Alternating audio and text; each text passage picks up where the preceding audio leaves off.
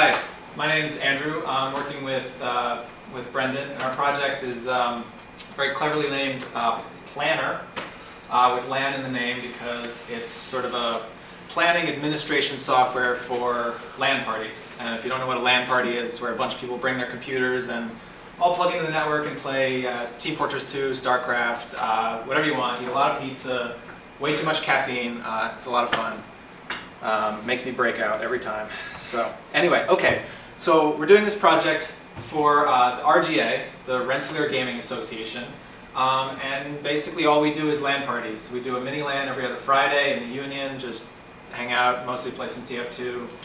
And we do an Uberlan every semester. And our project is to solve some of the problems that we had at Uberlan, where we were running many tournaments, Team Fortress 2, StarCraft, just two of the ones we run. I think we also do Han or Dota, whatever, things like that. And the matches in these tournaments, they all take different amounts of time. We've got like Guitar Hero, it's just you play your song in a guitar battle, and then you leave, and that's it. You either won or lost the match.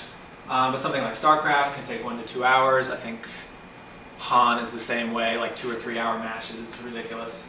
So we get a lot of scheduling issues with all these tournaments going at the same time. And that was one of the main motivations behind making this administration software.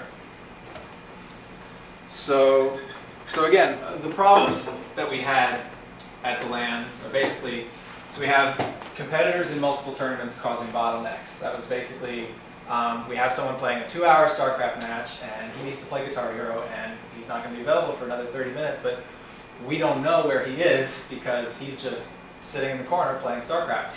So we had to wait. Or we could shout and he wouldn't hear us because he had his headphones on. So, building brackets for tournaments. So we did that in Google Docs or Excel, and then we copy Excel into Google Docs so that we could share it. That was really messy. I'll show you. I have the ones from last semester. They're ugly. It was a nightmare. Notifying competitors when rounds start. So shouting. That's what I did last time. And my voice does not project, so that didn't really work well in the McNeil room. But yeah, lots of shouting, or we would write it up on the overhead projector. It'd be like, bleat Kappa Cop 67 or whatever. Please report to your computer. Discovering competitors are busy in other tournaments. Yeah, again, that was just really frustrating because we had no idea where people were and they had their headphones on. Oh man, okay. So answering competitors' questions. Now this was legitimately my fault entirely last semester. I did not have the tournament rules posted anywhere. The best I had was like an overhead projector, and we had like the StarCraft started 5 minutes ago, something like that. So understandably, everyone would ask us tons of questions, what weapons are allowed, all these things. So, and we repeated ourselves a lot, and I got very frustrated, but it was my fault. So I'd like to have sort of a centralized place to post all of this information and a system that will show updates in real time so that people don't have to ask me. They can check the website or check their phone. And lastly, workload distribution. So the club officers did everything manually in Google Docs with shouting, all this stuff last semester, and it was pretty bad. And with an automated system, it will do a lot of the work for us. It'll build the brackets for us. It will text people when they're ready to play a match. And not only that, when people win or lose their match, they can tell the system. They don't have to tell us. We don't have to type it in. So we are trying to push a lot of that work off to the competitors. So again, this is basically what I went over. For when we have competitors in multiple tournaments, the system will automatically, the online chat will let people find out who they're going to be playing in a match next. They can actually talk to them, a little shout box. The system will also automatically schedule people, so it'll say, like, you have 2 tournaments coming up, you can play StarCraft or Guitar Hero. I would suggest Guitar Hero first. It will actually text people, and so you can send them an email. Building the brackets, it'll do that for us.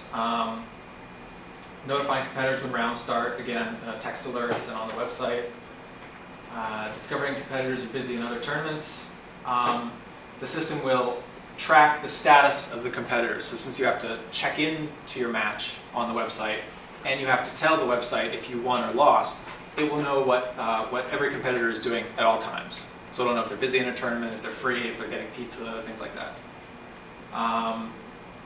Answering competitors' questions, publicly viewable tournament rules and stats. That's not an exciting part of our project. It's just we need a place to dump static content like that and have it attached to the dynamic brackets and things like that. And again, workload distribution. A lot of things can be done by the competitors with a system like this. So a few of the sort of the high-level goals we want to go for. So we want the interface to be flexible, not just a web interface, but it needs to be compatible with smartphones and compatible with just plain text messaging. A lot of people show up to play Halo. Understandably, they don't bring their computer for that. We still need them to have a way to interact with the system, to say if they won their match or lost their match, and to be alerted when their match starts. A lot of people like to sign up for a tournament and then leave, go home, have dinner, take a nap, whatever, since the tournament does run all night, like all through the night. Bracket management. So this will be, the basic idea is when people pay for the LAN, we give them a login to the system, then they can go in that login, they can either send a text or log into the website and register for tournaments, and then it will automatically build a bracket from the set of registered competitors. That involves randomizing everyone, pairing them up into matches, and then visually representing that to us.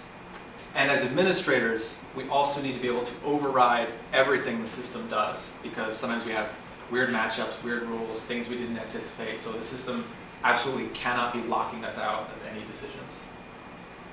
Public bracket display, everyone has to be able to see the brackets on the website. Recording wins and losses, obviously, so the bracket progresses automatically. And alerts to competitors, again, through the text messaging and through the website and shoutbox and things like that. And allowing competitors more control, that's mostly to avoid frustration. If they can't find one of us to tell us that they won or lost a match, they want the tournament to proceed without us, they can do that because the system tracks it. They can sign up for tournaments without having to talk to us. And they will know, basically they'll know everything that's going on without having to ask us, and that was a big problem last semester.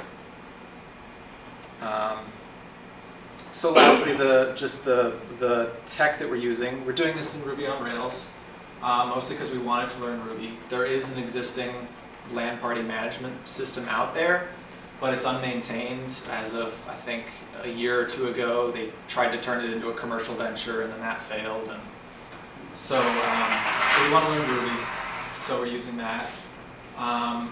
We're going to use pre-built authentication permission systems, Devise and CanCan. They seem pretty simple. They integrate with Rails well, and that'll hopefully get us up to the level of functionality that Django provides out of the box. And for text messaging, we're using, there's a paid service called Twilio. There is the open source Google Voice API, but it's unofficial. It's not made by Google. It could change at any time. Twilio is great. Yeah, Twilio is that one of the startup person is RCOS. John Britton.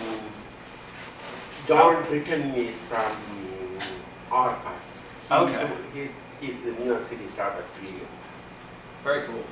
Yeah, I learned about it from Mike Pinkowish, who ran the hackathon. I saw that in the blog. In your blog. Okay, yeah. So it's very cool. It's there's a REST API for sending text messages. It can be as simple as every time someone texts your Twilio number, it hits an address on your web server, and you respond with a plain text response, and it just texts the person back with that. And they give you a $30 free trial, which actually is like 1,500 text messages, so it should be good. And lastly, not really an important concern, but it has to be compatible with MyRPI's free student hosting, because we're hoping to host on that. So I think that means we're testing on the Java Ruby implementations, but they don't run that on MyRPI, so we just got to make sure that that all works well. All right, that's all I have. Thanks for listening. Special thanks, obviously, to Sean O'Sullivan and Professor Morthy. Professor Morthy's been incredibly encouraging. Also to Mike Pinkowish for hosting the hackathon. I got more done there than I really expected, and for showing us Twilio. There's our contact info. Any questions? So what have you done so far? So far, not much so far. We've been playing around with Ruby. I've been planning out how to represent tournament brackets relationally in a database. Other than that, I sort of underestimated how busy Brendan would be. I always forget that he's dual majoring in computer systems engineering. So yeah, I wish I had more to show at this time. I really don't. Yes? So you had the 2 text messaging APIs. Are you planning on just figuring out which one you're going to use later, or are you going to try and make it compatible with both? I mean, I don't want to write any code for one specifically. Basically, I'm going to use Twilio. I mean, if Twilio for some reason is a problem, I will port to the Google Voice API. But Twilio looks great. I believe it already has Ruby bindings. So, yeah. Did Mike mention the Pong list thing that he built? That's why I asked him, because I saw Pong list. Yeah. Yeah, because that does bracketing and like text message roster building and all that other stuff. I don't know if he's looking to release the code for it, but you might be. I mean, it's not Ruby, but you might be able to build off of that and make it like multifaceted for all these different things you're gonna do. Yeah, I did talk to him about that. Thanks. Yeah. For text messaging, I think pretty much every carrier has a specific domain where you can just email the number at that domain.